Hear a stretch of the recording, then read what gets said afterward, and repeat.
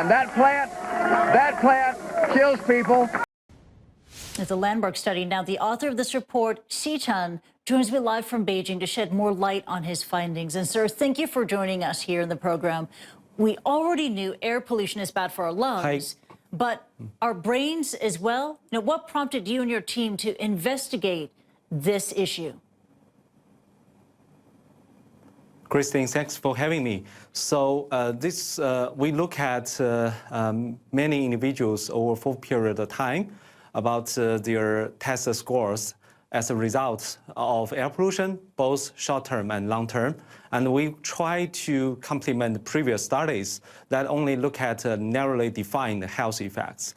As we know that cognition is one of the most important dimensions of human capital, which is also an important engine of economic growth.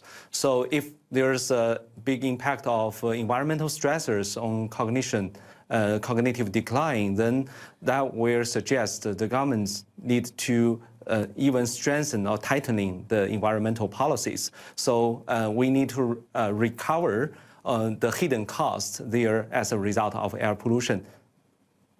Absolutely. And I could also imagine that there are just horrified parents around the world, you know, in Mexico City, in New Delhi, in Beijing, and elsewhere who are concerned about this study. But who is the most vulnerable? Is it older adults who are more affected, or children, younger people?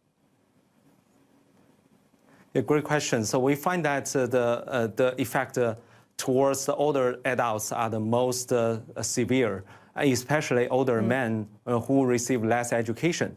And for the young children, the effect is smaller, but still very significant. And as they accumulate more pollutants over when they are growing up, the effect will get stronger. So that's very worrisome, because if you only have a short-term effect, you can wear a face mask or install air filter to avoid the exposure. But if it is long-term, then the public policies need to really address this issue by cleaning the air. You mentioned that older men are more vulnerable to the negative cognitive effects of air pollution. You also mentioned, you know, those who are less wealthy are very vulnerable, and presumably that's because they're forced to work outdoors and hence they have more exposure. Could I ask a different follow-up question? About Alzheimer's and dementia and other mental health diseases of this kind, could they be the result of long-term exposure to air pollution? Yes, that's a great question. As we know that dementia and Alzheimer's disease, they are very costly. This will drive up the healthcare cost a lot.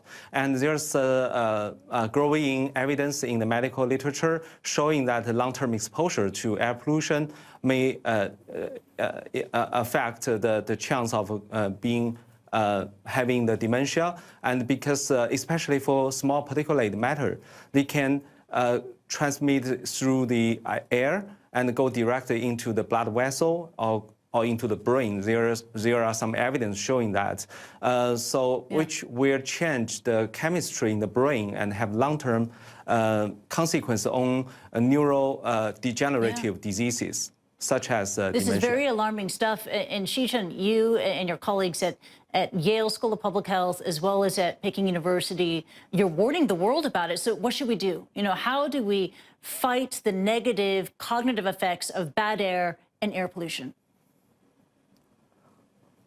So I think the government should take stronger measures, but I think in a lot of countries, such measures, policies are still very loosened. For example, recently in the Trump administration in the US, they relaxed the environmental policy. They relaxed the fuel efficiency standard for automobiles. And also they released the emission standard for the coal-burning power stations, which is very alarming because that will flood American communities with very dangerous pollutants. So the government need to take action. But one thing very special for air pollution is that there's no border for pollution. So you cannot build a wall to avoid being affected. So there should be the global action, to take global action to address that as an important global health issue. And we know that every